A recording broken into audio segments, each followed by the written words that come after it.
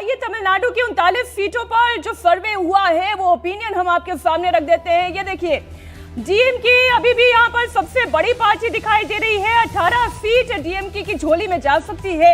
एआईएडीएमके की बात करें तो उससे बड़ा नुकसान 4 सीटें एआईएडीएमके के, और जो बीजेपी लगातार मेहनत कर रही है उसका असर भी तमिलनाडु में होता हुआ नजर आ रहा है। 3 सीटें बीजेपी के पास जा रही है। हालांकि मुझे लग रहा है पिछले ओपिनियन पोल में हमने 1 सीट और दी थी, 4 सीटें दी थी। लेकिन अगर हम टोटल अगर ये देखें, एनडीए को देखें तो 5 सीट एनडीए के पास, इंडिया अलायंस के पास 30 सीटें, एआईएडीएमके के पास 4 सीटें दिखाई दे रही हैं। अगर इसके बड़े जो वीआईपी सीट्स हैं उसकी बात करें, जिसमें से सबसे पहले बात अगर कन्याकुमारी की करें, इससे पहले एक बड़ी खबर, एक बड़ा अपडेट दे देते हैं। केंद्र सरकार के खिलाफ सुप्रीम कोर्ट पहुंची स्टालिन सरकार। बड़ी खबर आपको बता दें, केंद्र से चक्रवात आपदा के लिए 37,000 करोड़ राहत राशि देने की मांग की गई है। प्रधानमंत्री मोदी का चूंकि तमिलनाडु के साथ लगातार रिश्ता रहा है, एक 32 साल पुरानी तस्वीर जो है वो आपके सामने मैं रख देती हूँ। मोदी आर्काइव ने कन्याकुमारी से शुरू हुई बीजेपी की एक एकता यात्रा की तस्वीरें साझा की हैं। इस वक्त जब हम ये ओपिनियन पोल के आंकड़े आपको दिखा रहे हैं तो ये तस्वीर भी आपके लिए देखना बड़ा दिलचस्प होगा। 1991 की वो एकता यात्रा जिसकी तस्वीरें मोदी आर्काइव ने साझा की हैं, वो तस्वीरें आपको दिखाऊंगी, वीआईपी सीट्स भी आपको बताऊंगी। लेकिन पहले बात एक बार जरा ओवरऑल पिक्चर की हो जाए। विजय त्रिवेदी जी, तमिलनाडु की 39 सीट पर एनडीए 5, इंडिया अलायंस 30, एआईएडीएमके 4। पहले मैं एक बात आपकी जवाब दे दूं, जो आपने कहा था कि पिछला जो सर्वे हमने किया था उसमें 4 सीटें बीजेपी की दिख रही थी, इसमें 3। वो इसलिए क्योंकि एक सीट बीजेपी जहां पे लीड करी थी वो रामनाथपुरम की सीट थी। वो सीट बीजेपी ने अपने अलायंस पार्टनर ओपीएस को दे दिया है और वो भी वहां पे जीते, तो उनके अलायंस के तौर पर कोई नुकसान नहीं है। लेकिन बीजेपी चूंकि खुद उस सीटों की सीट बराबर, बिल्कुल, क्योंकि बीजेपी खुद उस सीट पर चुनाव नहीं ले रही, इसलिए बीजेपी की सीटें कम हो गई। जी विजय जी, देखिए मीनाक्षी जी, प्रधानमंत्री जी ने इस बार साउथ में सबसे ज़्यादा फोकस तमिलनाडु पर किया, यदि आप ध्यान रखें।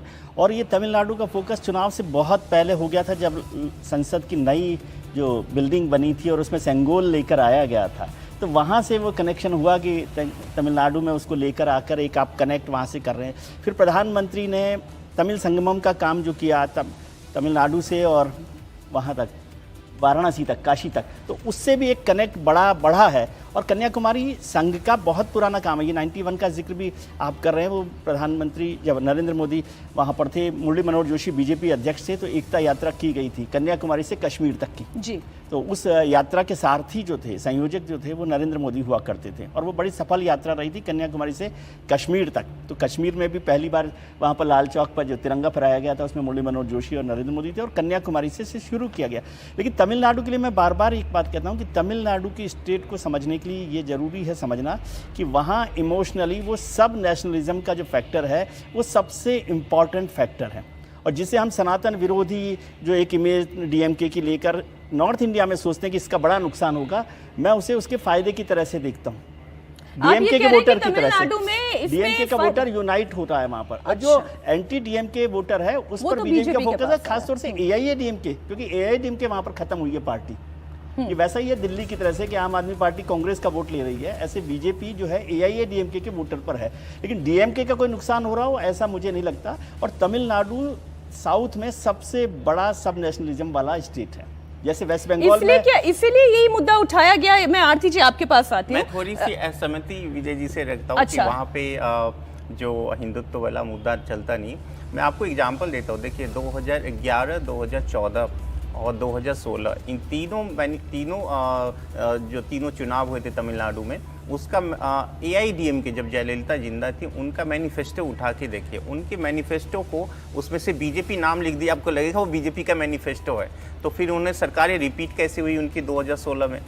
ऐसा नहीं है, वहाँ पे भी हिंदुत्व के नाम पे चुनाव होते हैं, चुनाव जीती जाती है। डीएमके को कोई नुकसान नहीं हो रहा। तमिलनाडु में हिंदू तो है ही, सबसे ज्यादा बड़े मंदिर तमिलनाडु में ही हैं, तो वो वहाँ पर हो रहा है। लेकिन मैं कह रहा हूँ कि हम यहाँ सोचते हैं कि सनातन विरोधी जो स्टेटमेंट है उदयनिधि का, उससे डीएमके को नुकसान होगा, ऐसा नहीं लगता मुझे। उससे इंडिया अलायंस के बाकी नेताओं को नुकसान हो सकता है, लेकिन तमिलनाडु में कोई नुकसान नहीं हो रहा है। ये सनातन वाली बात उत्तर भारत में चलती है, तमिलनाडु में नहीं चलती है। आरती जी? बिल्कुल विजय जी का कहना सही है कि जितने भी डीएमके के अगर हिंदू रिलीजन को लेकर या हिंदुत्व को लेकर जितने भी स्टेटमेंट्स आए हैं, उससे डीएमके को कोई नुकसान नहीं पहुंचेगा, नहीं पहुंचने वाला है। इनफैक्ट इंडिया अलायंस बहुत अच्छा करेगी। डीएमके को तो मिल ही रही है सीट्स, कांग्रेस को भी अच्छी खासी सीट्स मिल रही है। बीजेपी जो बहुत समय से वहाँ पे अपना एक फुटहोल्ड बनाने की कोशिश कर रही है, मुझे लगता है वोट शेयर जहाँ तक का सवाल है, वोट शेयर में बीजेपी अच्छा करेगी, बीजेपी का वोट शेयर बढ़ेगा। और विजय जी की बात ये भी सही है कि एआईडीएमके का वोट बीजेपी को ही जा रहा है। और इन अ वे रीजनल पार्टी का जो पॉलिटिक्स तमिलनाडु में था, डीएमके एक टर्म में आती थी, एआईडीएमके अगली टर्म आती थी, वो प्रथा जो है वो लगभग तो खत्म ही हुई, क्योंकि एआईडीएमके खुद में एक रीजनल पावर या रीजनल पार्टी जो जब तक जयललिता थी तब तक रही और उसके बाद से लगातार वो खत्म होने की कगार पे है।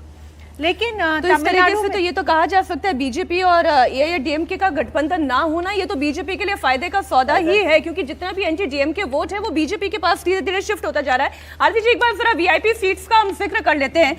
कन्याकुमारी की बात सबसे पहले कर लेते हैं। कन्याकुमारी जहां से बीजेपी के पी राधाकृष्णन चुनाव लड़ रहे हैं और कांग्रेस पार्टी की ओर से विजय सावंत हैं और बीजेपी यहां पर लीड करती हुई दिखाई दे रही है। कन्याकुमारी की हम बात कर रहे थे, जैसा कि भावेश जी और विजय जी ने भी बोला कि 2014 में बीजेपी को एक सीट जो वहां से आई थी ये वही तमिलनाडु सीट थी। 10 साल के बाद 2024 में फिर से यहां बीजेपी को जीत मिल सकती है, ये ओपिनियन पोल बता रहा है। मुकाबला जैसा कि मैंने कहा कांग्रेस के विजय सावंत के साथ है, बड़ी क्लोज फाइट नजर आ रही है। बात चेन्नई साउथ सीट की भी कर लेते हैं जो कि डीएमके का गढ़ कहा जाता है। बीजेपी को इस बार इस सीट पर कुछ उम्मीदें दिखाई दे रही हैं। चेन्नई साउथ सीट से चुनाव लड़ने के लिए तमिलिसाई सौंदरराजन ने तेलंगाना की गवर्नर पद से इस्तीफा दे दिया है और ये बीजेपी के लिए कितना इंपॉर्टेंट है इसे आप समझिए। एक एक सीट पर बहुत सोच समझकर कैंडिडेट दिए गए हैं। डीएमके की थमीजाजी थंगा पांडियन यहां से सांसद हैं और फिलहाल वो बढ़त बनाए हुए दिख रही है, लेकिन फिर भी बीजेपी को यहां से उम्मीद है। कोयम्बटूर की बात कर लेते हैं। कोयम्बटूर जहां से बीजेपी प्रदेश अध्यक्ष अन्नामलाई चुनाव लड़ रहे हैं, उन्हें टिकट दिया गया। हालांकि शुरुआत में विजय जी ये भी तो बातचीत चल रही थी कि अन्नामलाई फिलहाल अभी चुनाव नहीं लड़ना चाहते, वो पूरा फोकस करना चाह रहे हैं, बिल्कुल, लेकिन वो यहाँ से उम्मीदवार हैं और डीएमके के गणपति राजकुमार के साथ उनकी टक्कर है और ओपिनियन पोल ये बता रहा है कि अन्नामलाई यहाँ से आगे दिखाई दे रहे हैं। उन्हें लेकर जनता के बीच में एक्सेप्टेबिलिटी कितनी है, लोगों के बीच में वो कितने लोकप्रिय हैं, जरा इस पर एक बार थोड़ी सी चर्चा करें, फिर शिवगंगा की हम बात करेंगे। भावेश जी, कितनी एक्सेप्टेबिलिटी है, कितना लोग चाहते हैं अन्नामलाई को? या नॉर्थ से तो बहुत ज्यादा मतलब भव्य उनकी एक पिक्चर दिखाई दे रही है, लेकिन दक्षिण में क्या पिक्चर है? देखिए, अन्नामलाई जिस कम्युनिटी से आते हैं, गोंडर कम्युनिटी से, उसका पूरे तमिलनाडु में लगभग 15% के आसपास वोट है। वो ट्रेडिशनली वोट करता था पहले एआईडीएमके को, क्योंकि अभी जो एआईडीएमके के लीडर हैं ईपीएस, वो उसी कम्युनिटी से आते हैं और यही वजह थी दोनों के अलायंस टूटने की वजह से, बीजेपी और एआईडीएमके के अलायंस टूटने की ये एक सबसे बड़ी वजह थी, क्योंकि एआईडीएमके इस चीज़ को पचा नहीं पा रही थी कि बीजेपी अन्नामलाई को इतना ज़्यादा प्रमोट करी, क्योंकि वो उन्हीं के वोट बैंक को खाने की कोशिश करे। अब बात पर्टिकुलर यदि इस सीट के करें, देखिए कोयम्बटूर जो सीट है, इसमें जब अन्नामलाई का टिकट अनाउंस नहीं हुआ था तब भी बीजेपी यहाँ पे अच्छा बीजेपी के कैंडिडेट के नाम पे, बीजेपी के नाम पे वहां पे तस्वीर पहले दिखा देती हूँ। शशि थरूर इस वक्त अपना नॉमिनेशन फाइल कर रहे हैं। त्रिवनंतपुरम से वो अपना चुनाव लड़ने जा रहे हैं इस वक्त नॉमिनेशन फाइल करते हुए, और कल ही हमने अच्छी लंबी चर्चा विस्तार से चर्चा की है कि त्रिवनंतपुरम की लड़ाई इस बार उनके लिए इतनी आसान नहीं रहने वाली है। हालांकि 2 मरतबा वो यहाँ से जीत दर्ज कर चुके हैं, लेकिन इस बार उन्हें टफ फाइट बीजेपी से मिल रही है। देखना ये होगा कि ये राह उनके लिए कितनी आसान होती है या कितनी मुश्किल होती है। फिलहाल ये तस्वीर आपके सामने। एक और वीआईपी सीट शिवगंगा की बात कर लेते हैं, जहां कांग्रेस नेता कार्ति चिदम्बरम चुनाव लड़ रहे हैं। शिवगंगा की हम बात कर रहे हैं और एआईएडीएमके के जेवियर दास चुनाव लड़ रहे हैं। कार्ति चिदम्बरम यहां से आगे दिखाई दे रहे हैं। कार्ति चिदम्बरम आज जानते हैं भारत के पूर्व मंत्री पी चिदम्बरम के बेटे हैं कार्ति चिदम्बरम, जो यहां से चुनाव लड़ रहे हैं। एक बार फिर शिवगंगा सीट यहां से कांग्रेस पार्टी जीत सकती है, ऐसी संभावना यहां नजर आ रही है। एक और वीआईपी सीट वेल्लोर की भी बात कर लेते हैं। वेल्लोर जहां से बीजेपी के एसी षणमुगम चुनाव लड़ रहे हैं, डीएमके के कथिर आनंद हैं और बीजेपी यहां से थोड़ा सा बेटर परफॉर्म करते हुए दिखाई दे रही है। न्यू जस्टिस पार्टी के चीफ एसी षणमुगम को एनडीए ने वेल्लोर में अपना कैंडिडेट बनाया है। मुकाबला दोनों के बीच में है, षणमुगम आगे चल रहे हैं। विजय जी, इस पर आप कुछ कमेंट करना चाहेंगे? वी षणमुगम, दो सीटों पर मैं खास तौर से कहना चाहता हूँ। एक कन्याकुमारी, जिसका आप जिक्र कर रही थी।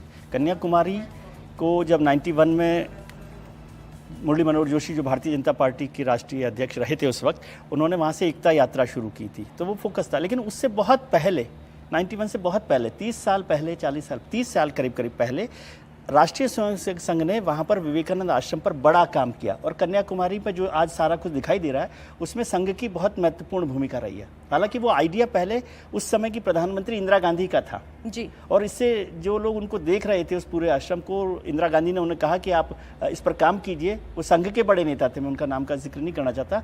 संघ में इसको लेकर नाराजगी भी हुई कि आप इंदिरा गांधी के कहने पर ये क्यों कर रहे हैं, लेकिन संघ ने बहुत बड़ा काम कन्याकुमारी में किया है और इसलिए संघ कन्याकुमारी को बीजेपी की बजाय मैं संघ की सीट के तौर पर देखता हूँ। एक बड़ा मजबूत ताकत वहाँ पर उन्होंने बनाई है। दूसरी सीट है कोयम्बटूर। कोयम्बटूर को आप मानिए कि वो पोलराइज, कम्युनली पोलराइज सीट है। आपको याद हो कि एक बार जब लालकृष्ण आडवाणी के वक्त में उन पर एक बम विस्फोट की घटना हुई थी, तब से लेकर आज तक वो पोलराइजेशन वहाँ पर चल रहा है और वो पोलराइजेशन ही भारतीय जनता पार्टी को मदद कर रहा है। और अन्नामलाई शायद वहाँ पर हैं, तो अन्नामलाई खुद अपने आप में एक एग्रेसिव लीडर हैं, भारतीय जनता पार्टी के राष्ट्रीय अध्यक्ष हैं, प्रदेश अध्यक्ष हैं, और दूसरा उनका कास्ट कॉम्बिनेशन भी वहाँ उनके फेवर में आ रहा है। तो ये दो सीटें मुझे लगती हैं कि बीजेपी के लिए फेवरेबल सीट हैं। कार्ति चिदम्बरम का मैं नहीं कह सकता कि कार्ति चिदम्बरम को हराया जा सकता है क्या, कार्ति चिदम्बरम मजबूत सीट है। वेल्लोर का भी मैं ज़्यादा नहीं कह सकता, लेकिन ये दो सीटों पर मुझे लगता है कि बीजेपी आगे हो सकती है। षणमुगम जो है वो अच्छे लीडर हैं, लेकिन कन्याकुमारी और मैं बता दूं वेल्लोर कोयम्बटूर के बारे में जी आप बताएं। मैं केवल वेल्लोर वो सीट है जो एसी षणमुगम की बात करते हैं। 1984 में ये एक बार चुनाव जीत चुके हैं और कांग्रेस के टिकट पे चुनाव जीत चुके हैं, बिल्कुल। उसके बाद 2014 में इन्होंने जैसे इस बार जैसे इन्होंने अपनी पार्टी के सिंबल पे ना लड़ के बीजेपी के सिंबल पे लड़ रहे हैं, उसी तरह 2014 में ये इसी सीट पे बीजेपी के सिंबल पे चुनाव लड़ रहे थे, बहुत कम मार्जिन से चुनाव हार गए थे। इसी तरह 2019 में ये एआईडीएमके के टिकट पे यहीं से चुनाव लड़ रहे थे, बहुत छोटी मार्जिन से फिर हार गए थे। अब इस मार्जिन बढ़ा लेंगे मार्जिन बढ़ा पाएंगे या नहीं बढ़ा पाएंगे? टी राघवन हमारे सहयोगी जो हैं वो जुड़ चुके हैं। राघवन, ना इस स्टेट में बीजेपी के पास कोई अलायंस पार्टनर है, इसके बावजूद बीजेपी यहां से सीट लेकर आ रही है। और अगर हम ये बात करें टोटल, अगर ये देखें एनडीए 5 दिखाई दे रही है, 5 सीट लेकर आ रही है ओपिनियन पोल में। राघवन, पहले तो हम एसी षणमुगम की चूंकि यहाँ पर चर्चा कर रहे थे, भावेश जी बता रहे थे कि हर बार बहुत क्लोज मार्जिन के साथ वो हार जाते हैं। इस बार क्या मार्जिन बेटर हो पाएगा? जीत का मार्जिन तय हो पाएगा? जी देखिए, लगता है कि इस बार एसी षणमुगम की चर्चा वेल्लोर में सबसे ज़्यादा हो रही है। जैसा भावेश जी ने भी बताया, न्यू जस्टिस पार्टी उन्होंने एआईडीएमके से निकलकर बनाई थी। बहुत आर्डेंट फैन है एमजीआर के और मुदलियार जाति से ये आते हैं। और वहाँ पर वेल्लोर की बात कर लें तो मुदलियार जाति का बहुत ज़्यादा दबदबा है। वहाँ पर जो दुरईमुरुगन के बेटे डीएमके से इस बार चुनाव लड़ रहे हैं और दुरईमुरुगन का कह सकते हैं छवि जो है वो बहुत बड़े नेता हैं वेल्लोर में डीएमके के, तो वो धीरे धीरे एक फेटिक जो है वो काम करता हुआ वहाँ पर दिख रहा है, जो इस बार एसी षणमुगम को फायदा करेगा। और एक इंपॉर्टेंट बात मैं आपको बता दूं कि जो अगला टूर है प्रधानमंत्री का 9 अप्रैल से वो शुरू करें और 9 अप्रैल की सुबह पहली जो रोड शो है उनकी वो वेल्लोर में होने वाली है एसी षणमुगम के पक्ष में। तो ये साफ पता चल रहा है कि जो मार्जिन जिसकी बात हम 14 और 19 में कर रहे हैं, मीनाक्षी की बहुत कम मार्जिन से वो हारे थे। अगर प्रधानमंत्री नरेंद्र मोदी पहला रोड शो अपना वहाँ वेल्लोर से कर रहे हैं तो आप समझ सकते हैं कि जो गैल्वनाइजेशन होगा वहाँ पर जो न्यूट्रल वोटर्स हैं, फेंस सीटर्स हैं, तो हो सकता है वो एसी षणमुगम के पक्ष में चला जाए। ये एक ऐसी सीट है जहां पर इस बार लगता है कि बीजेपी जो है बहुत ज्यादा अच्छा करती हुई नजर आ रही। और अगर हम कच्छातीवू इस मुद्दे की बात करें, क्या ये मुद्दा, क्योंकि तमिलनाडु के लोगों के बीच में लगातार ये चर्चा का विषय रहा है और इसी को बहुत सही समय पर प्रधानमंत्री नरेंद्र मोदी ने पुटअप भी किया कि हमारा आइलैंड था, हमारे मछुआरे जाकर वहां पर फिशिंग कर सकते थे, अब हर बार हमें जाकर श्रीलंकन अथॉरिटीज से परमिशन लेनी पड़ती है वहां जाने के लिए। क्या ये मुद्दा ग्राउंड पर काम कर रहा है? जी देखिए, मछुआरा बेल्ट की अगर हम बात कर लें, चाहे वो तूतुकुड़ीन हो, रामेश्वरम हो, कन्याकुमारी हो, ये जो कच्छदीव है वहाँ पर एक ऐसा चर्च है जो उन मछुआरों के बहुत करीब है। साल में एक बहुत बड़ा उत्सव वहाँ पर होता है और सिर्फ उस उत्सव के लिए यहाँ से परमिशन मिलती है। बाकी जैसा आपने बताया, मछली पकड़ने के लिए जब भी उस जगह पर जाते हैं, क्योंकि बहुत वो जो पाक स्ट्रेट के बिल्कुल करीब में है और हमेशा वहाँ पर श्रीलंकन नेवी के गिरफ्तारी का सामना करना पड़ता। बहुत बड़ी समस्या ये है। और इस बार पहले ये पता था कि कांग्रेस की प्रधानमंत्री रहते हुए इंदिरा गांधी ने इसको श्रीलंका को दे दिया था, लेकिन इस बार जो नैरेटिव बीजेपी ने यहां पर पुटअप करने की कोशिश की है वो ये है कि उस वक्त करुणानिधि यहां पर सीएम थे। ये बातें कही गई कि सीएम रहते हुए करुणानिधि ने कहा था कि आप ये काम कर दीजिए, यहां पर ये इशू नहीं बने, इसको मैं ध्यान रखूंगा। तो ये जो बातें सामने आ रही है ये जरूर हर्ट कर रही है उस सेंटिमेंट को, क्योंकि लगातार मछुआरों को उसी रास्ते से अपने इंटरनेशनल वाटर्स में जो है वो मछली पकड़ने जाते, तो हमेशा वहां पर उनको परेशानी का सामना करना पड़ता है। ये वोट में क्या परिवर्तित हो पाएगा, ये जो इशू है क्या ये इमोशनली मछुआरों को कनेक्ट कर पाएगा, ये आने वाले दिनों में साफ होगा। लेकिन एक बड़ा मुद्दा बीजेपी ने इसे बनाया है और कोशिश यही है कि किसी तरह से वो मछुआरा ब्लॉक जो है वो लगातार एआईडीएमके डीएमके के पक्ष में अब तक रहा है, उसे किसी भी तरह एनडीए के या फिर बीजेपी के पक्ष में लाए। ये मैं आ रही हूं भावेश आपके पास, लेकिन आरती जी ये एक ऐसा मुद्दा है जो केवल तमिलनाडु में नहीं, अगर आप उत्तर भारत में भी इसे चर्चा में लेकर आए तो बार बार कांग्रेस पार्टी को किस बात पर घेरा जाता है? इसी बात पर घेरा जाता है कि आपने अपनी भूमि के साथ समझौता किया और एक बार नहीं कई मर्तबा किया। बिल्कुल, देखिए मुझे लगता है कि इस इशू का नॉर्थ में शायद थोड़ा बहुत इम्पैक्ट होगा और बीजेपी के फेवर में जाएगा, लेकिन ये कहना कि कच्छातीवू का जो इशू है, जो इतना पुराना इशू है, 74-76 की एग्रीमेंट्स की बात कर रहे हैं हम, और इंदिरा गांधी जी के बारे में बोल रहे हैं कि उन्होंने आइलैंड जो है, आइलैंड पे क्लेम छोड़ के उन्होंने श्रीलंका को गिफ्ट में दे दिया। मुझे लगता है कि लेकिन अगर आप लार्जर इशू को देखें, वोटर इतनी बड़ी पुरानी बातों से कनेक्ट नहीं कर पाता है। वो बेशक ये एक इमेज जो कांग्रेस की बनाई जा रही है, बीजेपी लगातार कोशिश कर रही है ये दिखाने की कि कांग्रेस कभी भी नेशनल इंटरेस्ट को सिक्योर करने में उसकी क्षमता नहीं रही है, नेशनल इंटरेस्ट पे हमेशा कॉम्प्रोमाइज़ करता रहा है। और 71 के वॉर में भी इंदिरा गांधी जी ने इतनी बड़ी जीत के बाद भी 1971 का वॉर बांग्लादेश जिसमें क्रिएट हुआ, उसके बाद पाकिस्तान को प्रिजनर्स ऑफ वॉर दे दिए बिना किसी शर्त के। तो ऐसी जो ओवरऑल जो एक इमेज कांग्रेस की बनी है, नेशनल एंटी नेशनल का जो डिबेट चलता है, डिस्कोर्स चलता है, उसमें कांग्रेस को नुकसान होगा नॉर्थ में। लेकिन ये कहें कि तमिलनाडु में इससे बीजेपी को बहुत कोई फ़ायदा होने वाला है, मुझे नहीं लगता है कि ऐसा कोई फ़ायदा होने वाला है। इनफैक्ट इससे, इस सारे इशू से कांग्रेस की जो छवि है और डीएमके का भी जो डिबेट और डिस्कोर्स है, मुझे लगता है कि उनको शायद ज़्यादा फ़ायदा होगा ना कि बीजेपी को, क्योंकि इतनी पुराने जब आप इशू उठाते हैं तो कल को बीजेपी वालों को भी सुनाएंगे कि आपने जब वाजपेयी सरकार थी तब क्या किया, आपने IC 814 जो हाईजैकिंग हुई, बहुत सारे इश्यूज आ जाते हैं हिस्टोरिकल डिबेट्स में, काउंटर पॉइंट भी होता है। लेकिन रीजनल इश्यूज का फायदा तो विधानसभा में इस्तेमाल किया जा सकता है, लेकिन इसे अभी फिलहाल नेशनल इंटरेस्ट में उठाया जा रहा है। भावेश, नहीं, बिल्कुल इसका महत्व है, इसीलिए प्राइम मिनिस्टर कोई ऐसे तो है नहीं कि किसी तरह उठा देंगे। देखिए, जो कच्छातीवू का इशू है वो अंग्रेजों के आने से पहले रामनाथ शर्मा जी का हिस्सा हुआ करता था, जो आज के डेट में रामनाथपुरम, जिसका राघवन में बात कर रहे थे, रामेश्वरम जो इलाका है वो रामनाथपुरम लोकसभा क्षेत्र का हिस्सा है। पूरे तमिलनाडु में आप देखेंगे लगभग 11 लाख मछुआरे फैमिली हैं, फिशरमैन हैं, जो डिपेंड है, वो ट्रेडिशनली डीएमके को वोट करते आए हैं। तो उनको उनके मन में ये बात बैठाने के लिए कि क्योंकि इसका एक बहुत बड़ा इम्पैक्ट होता है। आप देखेंगे ये लोग जब जाते हैं उस एरिया में मछली मारने के लिए जाते हैं तो बहुत सारे जो मछुआरे होते हैं उनको श्रीलंकन जो नेवी है तो उनको पकड़ लेते हैं, जो एक बहुत बड़ा मुद्दा है। कई बार इस चीज़ को लेके इशू बनता है, फिर वो डिप्लोमेटिक चैनल से उनको रिलीज़ किया जाता है। तो प्राइम मिनिस्टर ने उसी सेंटीमेंट को पकड़ा है कि ये जो 11 लाख फैमिली जो मछुआरे हैं उनको टारगेट करने के लिए ये मुद्दा उठाया है। कितना काम करेगा नहीं पता, लेकिन एटलीस्ट रामनाथपुरम सीट पे जहाँ पे बीजेपी का अपना कैंडिडेट नहीं है लेकिन ओपीएस जो चुनाव लड़ रहे हैं उनको जरूर फायदा होगा।